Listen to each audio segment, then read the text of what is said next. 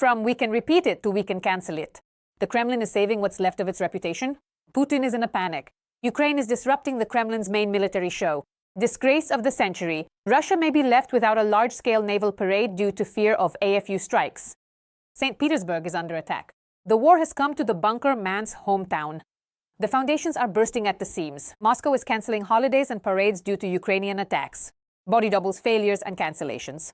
The Kremlin is plunging into a new crisis. I'll tell you all the details in a moment. Greetings! This is Ukraine Today. I'm Victoria Perepelitsa with the latest events. Putin has a new blow to his image. In Russia, they're starting to scale back key patriotic events due to fear of Ukrainian attacks. Ukrainian long-range strikes at a distance of more than 1,000 kilometers from the international border continue to demonstrate how Ukraine is bringing Russia's war home, disrupting events that the Kremlin has historically used for reputational and narrative purposes. A real sense of alarm is brewing in the hinterlands. The Kremlin risks being left without one of its most high-profile military shows. Ukraine is increasingly breaking the familiar image of Russian stability and bringing the war back to where they tried so long not to notice it. The Russian Ministry of Defense may, for the first time, cancel the main naval parade for Navy Day in St. Petersburg. The reason sounds alarming for the Kremlin. The Russian security system can no longer guarantee protection even for key facilities deep in the rear. Ukrainian long-range strikes have become a factor that breaks Moscow's plans and forces the cancellation of showcase events. Let me remind you that recently Ukrainian drones have already hit Putin's native St. Petersburg. This happened at a symbolically important moment for the Kremlin during the International Economic Forum that undermined the bunker man's image. Places of the dictator's sacred roots, where 60 years ago Leningrad Street taught Vova to be the first to strike. St. Petersburg Economic Forum. Turn on your probability and trend calculators. St. Petersburg Oil Terminal, the 20th in 23 days, a milestone oil tanker, successfully illuminated by a freedom-loving Ukrainian bird. From May 1st to June 3rd.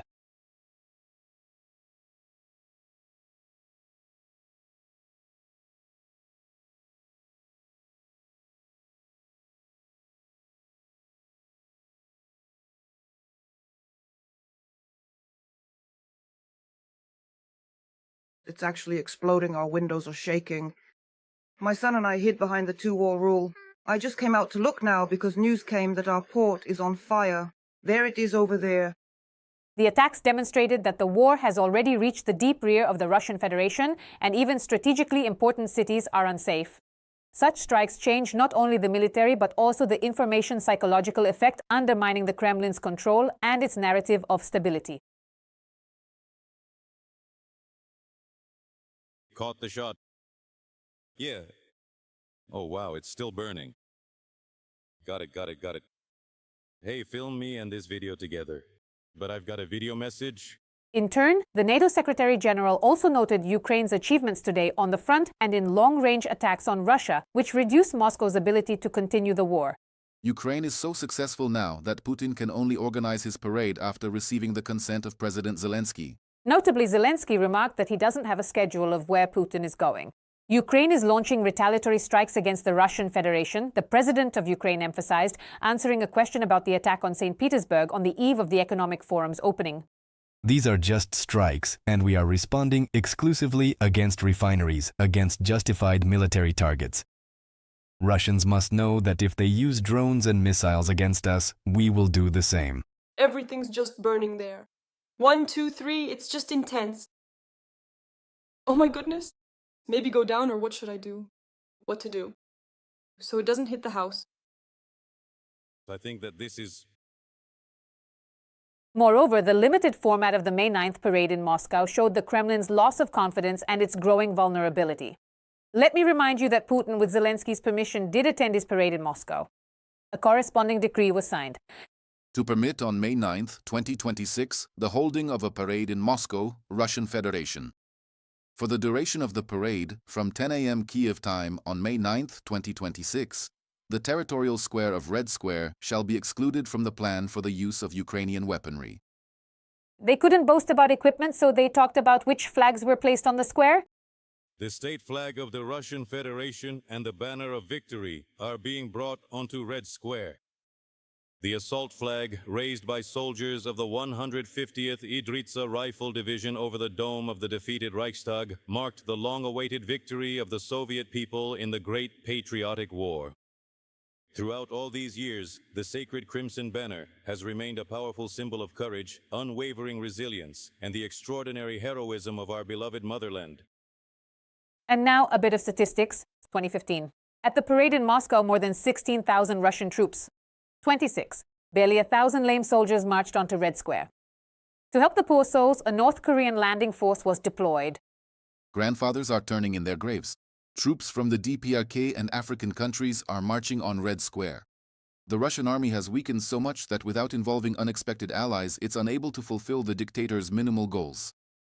All you need to know about honoring the feat of the immortal regiment in Moscow in the 5th year of the war against Ukraine. After such a failure, there was an urgent need to recover, but once again, Putin didn't succeed. Recently, a sickly Putin accidentally appeared on live TV. The Kremlin leader decided to cheer up his troops with a loud "Hooray!" But even after several attempts, he couldn't properly shout it 3 times. A triple hooray. 3. Hooray, hooray, hooray, and hooray, everyone. Ukraine reacted instantly to such an embarrassment by the dictator. Moscow would have preferred not to hear this. Volodymyr Zelensky took a harsh swipe at Putin. Putin can't even say the word hooray properly anymore. He's mumbling, yet he's still using his missiles to conquer residential buildings. Or maybe it wasn't Putin at all. The story of the bunker dwellers' body doubles has erupted with new force, and now even the Russian security system looks as if it's confused by its own versions of the dictator. Former MI6 chief Richard Dearlove has openly stated that the Kremlin seems so afraid for the dictator's safety that the real Putin has almost become a myth. Kyiv has repeatedly demonstrated its ability to strike deep inside Russian territory, fueling concerns in the Kremlin about Putin's vulnerability, especially in the open air or in poorly controlled environments. Exactly how many versions of Putin actually exist, no one knows for sure, but suggestions are increasingly being made that it's about far more than just one body double.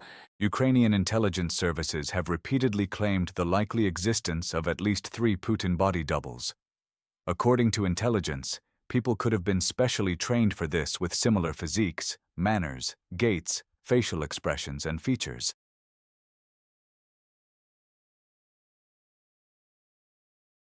The G7 summit is in a blaze of decisions. 90 billion euros for Ukraine. Europe is preparing a financial superstrike at the summit. Von der Leyen has already dealt a powerful blow to the Kremlin, who has already arrived in France, and what important statements were made on the first day of the meeting. Watch right now. The Group of 7 summit in Evian has opened, and the main topic on the agenda is already obvious. It's Ukraine. US President Donald Trump has already arrived for the leaders' meeting in France. He held a meeting with French leader Emmanuel Macron and stated that the US is ready to actively participate in solving the problem of Russian aggression against Ukraine. Ukrainian President Volodymyr Zelensky is also expected here. Negotiations on ending the war with Kremlin leader Vladimir Putin could also have taken place in Evian. Kyiv was ready for such a meeting, but Moscow once again evaded the diplomatic path. Before the G7 started. Before the start of the G7 summit, to be honest, we made it clear that we were ready to meet with Putin during the summit, since Trump and Macron, Starmer and Merz are there, that is, Europeans plus America. It's I think a very good opportunity for everyone to meet together. That's why we could have invited the Russian side. Both Europe and the United States were in agreement, but Russia has once again shown that they are not ready to talk about it. Therefore, we must put more and more pressure on Putin until he brings an end to this war. Applying pressure also means supporting Ukraine. German Chancellor Friedrich Merz noted that things are going poorly for Russia, both on the front lines and in the economy, while Ukraine is in a stronger position today than ever before, and now is the perfect time for diplomacy. Today, Ukraine finds itself in a new, stronger position. Russia cannot win in military terms. Furthermore, its economy is in a terrible state. I say with the utmost caution and restraint that for the first time, perhaps, a window for diplomacy is gradually opening here. There is an opportunity here as well. As you know, Keir Starmer, Emmanuel Macron and I discussed this last Sunday in London. We also discussed this in detail with President Zelensky, and together formulated 5 key points, which we also intend to discuss in Evian with President Trump. These could be the first steps, although, again, it is all hypothetical. These could be the first steps toward a new diplomatic initiative for peace talks between Ukraine, Russia, Europe, and the United States. Europe is backing its words of support for Ukraine with real assistance. European Commission President Ursula von der Leyen announced that Kyiv will receive the first tranches of the 90 billion loan as early as this month. We look forward to welcoming President Zelensky. We eagerly look forward to President Zelensky's visit tomorrow. Russia's brutal war of aggression has indeed lasted longer than the First World War, and in the face of escalating attacks, Europe continues to provide Ukraine with unwavering support. Our loan package of 90 billion euros covers 2/3 of Ukraine's financial needs for this year and the next. The first tranches will arrive this month, with the remaining third coming next month. We need Ukraine's partners to step up. This will be a topic of discussion at this summit. We are also preparing for the coming winter. Ukraine's future in Europe is also on the agenda. European Council President Antonio Costa called for accelerating the expansion of the European Union. However, this issue will be discussed in detail in Brussels within the European Council framework.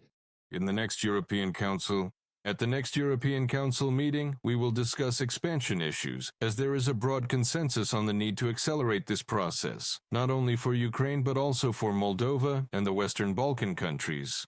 We had a very good summit with the Western Balkan countries, and I think we now need to use this momentum to move forward with the expansion process. The main takeaway from the first day of meetings in France is that the Allies are united. Support for Ukraine will continue and pressure on Russia will intensify. Vitaly Sizov, Ruslan Kuzgov from Evian for the Freedom TV channel. Europe has woken up. The EU demands cutting off the Kremlin's maritime oxygen. The hunt for Russia's shadow fleet begins. The sanctions flywheel is spinning up. The EU is pushing ahead. The Kremlin cannot escape. Details in the report. The Council of the European Union has adopted a so-called mini-package of sanctions against Russia, which aims to limit the operation of the aggressor country's military-industrial complex, as well as revenues from the sale of energy resources, hybrid threats, and the spread of Russian propaganda. In total, 34 individuals and 47 legal entities have come under sanctions. These measures strike at the very heart of the Russian military-industrial complex, its shadow fleet, and the networks that fuel Moscow's hybrid attacks against Europe. In parallel, work is underway on a broader 21st sanctions package. Every measure narrows the room for Russia to maneuver, and the numbers speak for themselves. Western sanctions have already cost Russia an estimated 1 to 1.3 trillion euros. Brick by brick, we are destroying the foundation of Russia's war economy. Kaja Kallas, High Representative of the European Union for Foreign Affairs and Security Policy, on the European Council website. According to Kaja Kallas, the new 21st sanctions package will focus on limiting Russian energy, financial services, cryptocurrency, trade and fishing. The European Union needs to adopt a new sanctions package by July 15th, the next date for adjusting the oil price cap. The Swedish government has called on member states to introduce restrictions against major Russian oil companies and expand existing bans. Energy exports are an extremely important and vital source of income, which are used to help fuel Russia's ongoing war of aggression against Ukraine. Our measures against the Russian energy sector have proven effective. In January 2026, Russia's energy revenues fell by 50% compared to the same month of the previous year. However, the recent rise in global energy prices means we need to take even more measures to limit Russian energy exports. From a joint letter by the Swedish Foreign Minister and the Swedish Civil Defense Minister addressed to Kaja Kallas on social network X. On June 14th, the UK Armed Forces intercepted a shadow fleet tanker passing through the English Channel, Prime Minister Keir Starmer reported.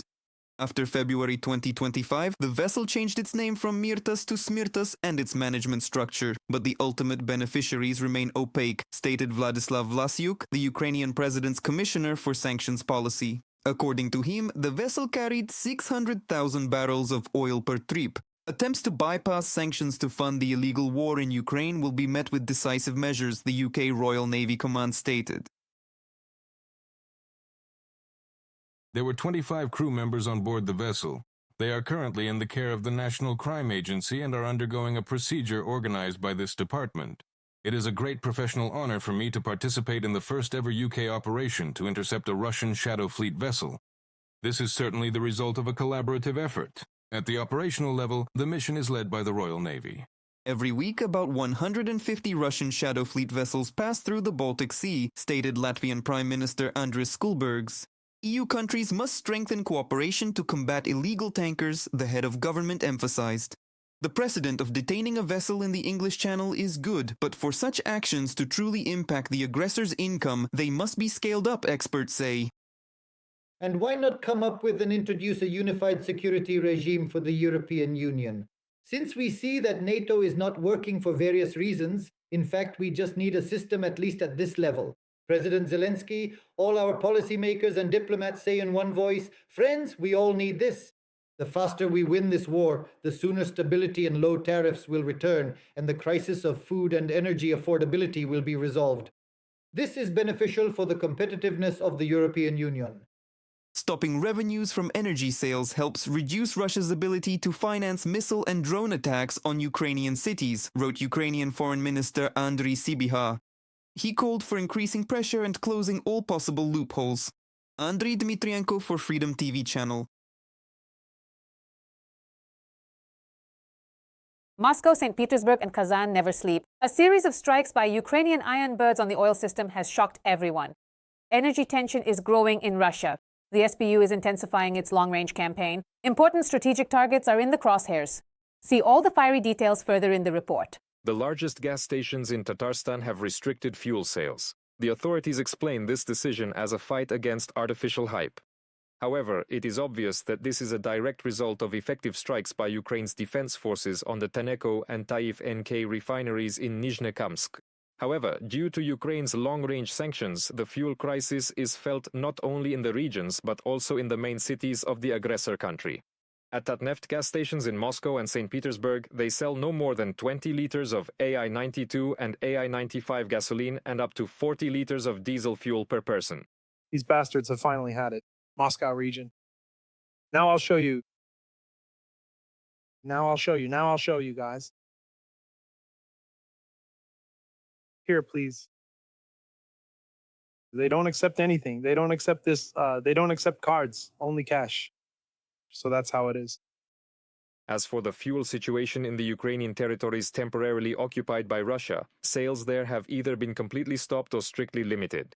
In temporarily occupied Crimea, gasoline prices have risen sharply. At gas stations, it is already a quarter more expensive than in Moscow. Resellers' prices are even higher. On classified sites, gasoline was offered at 50% more than at gas stations. They sell fuel via QR codes. On June 4th, the occupation authorities announced a total halt to the free sale of gasoline for cash. With QR codes, let's say, it's a tough issue because you just don't have time. They're constantly being posted. By the time you log back in, all the fuel is already gone. The QR code doesn't really solve the problem, as there are crazy lines and empty pumps and zeros, let's say, at the stations. Among the latest strikes by Ukraine's defense forces is the hit on an oil facility in the Yaroslavl region. We're talking about the temp plant of Rosreserve, located about 700 kilometers from the Ukrainian border. Strategic oil reserves are stored at the facility. Additionally, the defense forces struck the Azot enterprise in the Tula region. Military logistics in Russia-occupied territories of Ukraine were also under attack. Well, the Ukrainian drone program and the Ukrainian missile program have shown their effectiveness, and in recent months, Ukraine has been hitting military and energy targets deep inside Russian territory, and also in recent months, there's been an effective campaign of medium-range strikes on the Russian army's logistics, which is also yielding results. Accordingly, this lever, this element has become key in the overall shift in the balance of power. Systematic strikes on the oil sector in the Russian rear prevent the restoration of processing plant capacities. The Kremlin continues to lose money and resources. For instance, Ukrainian drone attacks on the Tuapse refinery and the adjacent Rosneft marine terminal have led to fuel shipments in this direction virtually stopping. Last month, Tuapse did not ship any oil at all, none whatsoever. This is notable, especially considering that about 20% of Russian tanker oil is usually shipped from here. Well, that's serious. And we shouldn't forget that it's not just lost profits that would have funded the war, of course, but also the technological consequences for the entire industry as a whole. Moscow has to increase imports of gasoline and diesel fuel while exporting crude oil.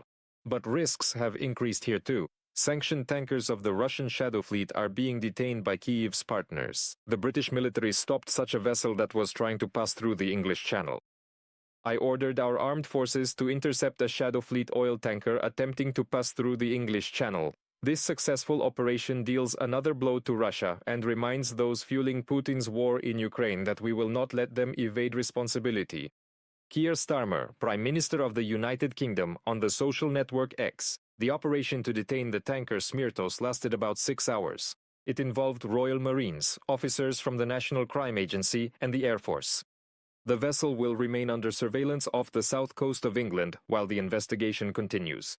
Ukraine's Foreign Minister Andriy Sybiha stressed that every stopped vessel of the aggressor's Shadow Fleet means less money for the Russian war machine. Nikita Skoblikov for Freedom TV channel. And what do you think about the latest events? We look forward to your comments. More to come. Stay informed on the main news and don't forget to like. Peaceful skies above.